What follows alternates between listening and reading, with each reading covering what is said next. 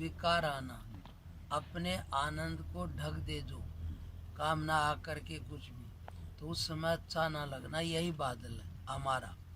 अब इसमें कोई इतना ज्ञान रख ले कि आत्मा आनंद वाला है और अविनाशी है और उसके बिना जीवन नहीं है और वो जरूर प्रकट होगा, और कोई दूसरा सहारा ना ले बाहर का, तो एक समय निश्चित है कि कैसी लंबी रात हो उजाला होगा।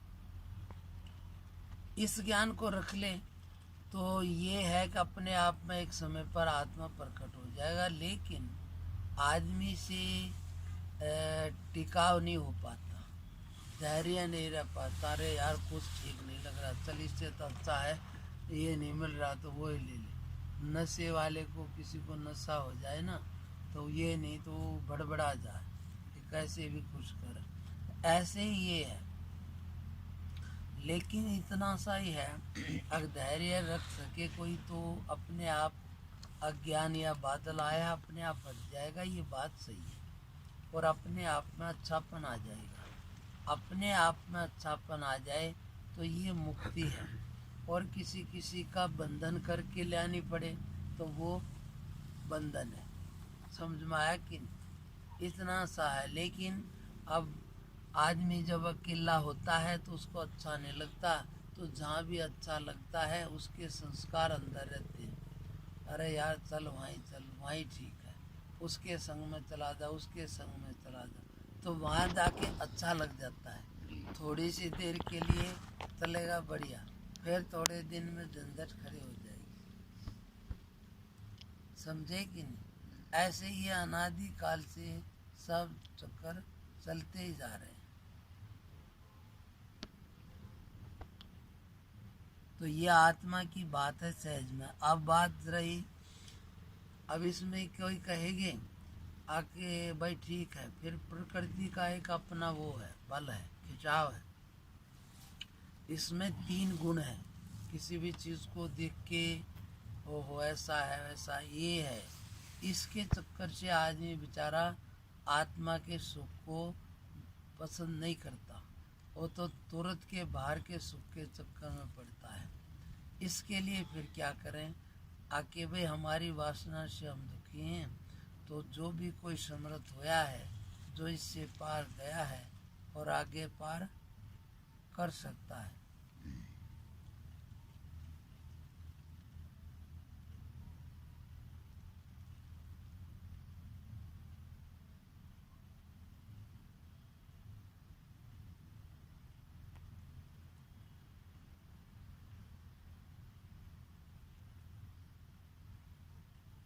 ये बात आप समझाए। अब मैं क्या बोला आपको कि ये पुराने संस्कार हैं, इसमें क्या करना, तो उसको हटाने के लिए कुछ चीज़ें हैं जो महत्वपूर्ण हैं, जिनके हाथ में माया की सत्ता है, यानी कि जो माया के ऊपर है, तो उसका एक अपना असर है। तो उस असर को हटाने के लिए, आवरण को कम करने के लिए, एक तो ये तरीका है सबसे ऊंचा, आप ये ज्ञान रखेगा आत्मा आनंद वाला है, अपने आप होगा, आएगा जरूर, और कहीं भी जाना नहीं। ये रख लिया तो पक्का उसको मुक्ति हो जाएगी, भाई बादल हटेगा ही। दूसरा ना भाई तो कुछ कुछ साधन में लग गए, यो पाठ कर ले, ये कर ले, ये कर ले, तो उससे किससे क्या होगा, उसके सारे टाइम बीत जाएगा, दिक्कत नहीं आएगी, और फिर वो लकड़ गया, वो बात अपने आप ही निकलता है। बाकी दूसरा ये है कि प्रकृति है, इसका एक अपना असर है, इसलिए ज्ञान जानने के बाद जो समझदार हैं वे इस माया का असर ज़्यादा वो ना करे, उसको हटाने के लिए फिर मायापति का भजन करते हैं। समझे कि नहीं? जरूरत नहीं है जान लिया टिक गए तो, लेकिन फिर भी कि भाई असर कर जाए ना, कभी थोड़ी माड़ी अच्छा ना लगे। आखिर हर एक आदमी की अपनी एक क्षमता है, यार 1-2 दिन हो गया तेरा सहन कर लिया, अब भाई नहीं लिखड़ेगा बादल की पता, कुछ इंतजाम कर ले, तो वो इस चक्कर में पड़ता।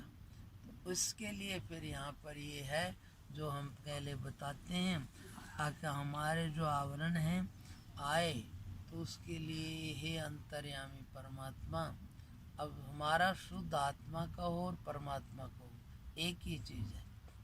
क्योंकि हम जब सो जाते हैं तो कोई डर भय चिंता रहती है, बस आत्मा में जुड़ गई। वही आत्मा ही सर्व जगह होने से परमात्मा है। इसलिए इसके लिए सच्चित आनंद ऐसे बोलते हैं, सच्चित आनंद, यानी कि आनंद के लिए सारा हल्ला है, आनंद प्रकट हो। अब तुम जाओ और कुछ भी बढ़िया किताब या दूसरा ऐसा वो आनंद का ले ले।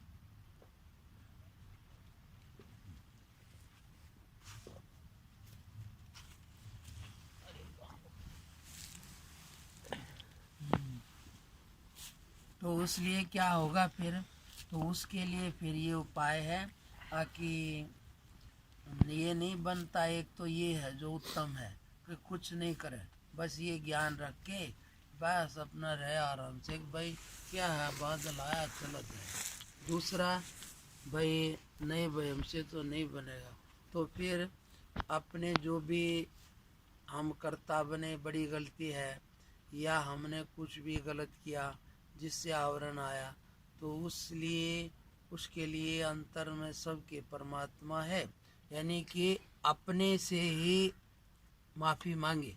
हमारा शुद्ध आत्मा ही परमात्मा है और हम हैं चित्त और इनके साथ समझने वाले, ये है जीव। तो जीव अपने शुद्ध स्वरूप से प्रार्थना करे, हे अंतर्यामी परमात्मा, मेरे से जाने अनजाने जो भी गलती हुई मैं आपके सामने, उसको सब मालूम है फिर भी जाहिर करे तो वो हाँ ठीक है, और छुपाए तो भी उसको मालूम है लेकिन नाराज़ हो जाएगा। उसका तो कुछ बिगड़ना नहीं है, लेकिन फिर भी भगवान से कोई छुपाता है तो अपना ही बिगाड़ता है। कह देर गलती मांग ले तो वो खुश होता है, क्योंकि वो दूसरा नहीं है, अपना ही है, हम ही है, सच्चा स्वरूप हमारा वही है। इसलिए हे अंतर्यामी परमात्मा, मैं आपको श्रद्धा भक्ति से नमस्कार करता हूँ। जाने अनजाने मुझसे जो भी दोष हुए आपके सामने जाहिर करता हूँ और हृदय से पछतावा करता हूँ। हे अंतर्यामी भगवान, आप ऐसी कृपा करो कि हमारा भेदभाव छूट जाए और हम आप में अभेद स्वरूप से एक होकर रहें।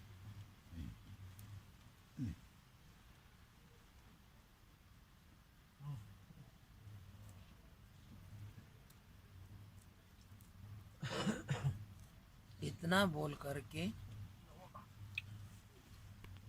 और फिर इसमें जो इनके मालिक है, जैसे वस्तुओं का देव है और दूसरे कल्याणकारी परमात्मा शिव, ये माया के स्वामी यानी इनके अधीन है। तो इनका वो करने से एक तो हमारे पाप कम करने का या इनके हाथ में सत्ता, ये जज है। तो इनको नमस्कार करके फिर क्या, सच्चित आनंद ये परमात्मा का शुद्ध स्वरूप है, यही आत्मा का भी शुद्ध स्वरूप है। तो बस इसलिए गीता भागवत सब जगह आया, भगवान स्वयं कहते हैं जब तू ठीक समझेगा तो मुझ सच्चित आनंद में को सच्चित आनंद में ही देखेगा, मतलब तू अलग नहीं रह जाएगा। फिर सच्चिदानंद में ही अपने को देखा। जैसे समुद्र में कोई चीज़ पानी की गिर जाए तो फिर वो समुद्र ही अपने को समझा है, वो अलग अस्तित्व तो नहीं, फिर भी उसमें अलग भी है और बाकी उसका सारे उलझन रहित होता है। इसलिए अब इस स्थिति के लिए कहते हैं अगर भाई खाली है तो क्या करें, तो उस समय के लिए दिन में जिसी को ज़्यादा दिक्कतें हैं तो भगवान से प्रार्थना करे और इस मंत्र का जाप करे। इससे क्या होगा, हमारी शक्ति इकट्ठी होगी, बाहर जानी बंद होगी और जितनी ज़्यादा अंदर इकट्ठी होगी उतना ही ज़्यादा अपने आप में अच्छा लगेगा। बढ़िया नींद आ जाए तो क्या कहेगा, खुश हो जाएगा ना, हल्का हो जाएगा। और नींद नहीं आए तो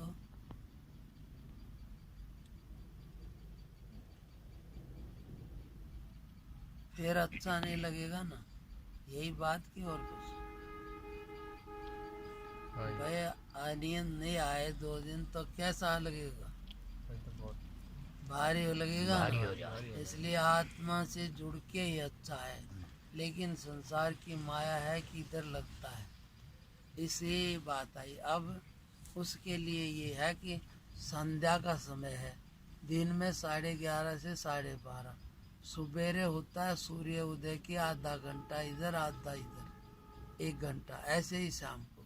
तो इन समय में जितना भी हो सके भगवान से प्रार्थना करके उसका स्मरण करे, अपने पापों को कम कराने के लिए अपील लगाए कि मेरे से जो जाने अनजाने गलती हुई मैं क्षमा मांगता हूँ, भगवान मुझे क्षमा करो, क्षमा करो, क्षमा करो, आगे गलती ना करो, ऐसी शक्ति दो, शक्ति दो, शक्ति दो।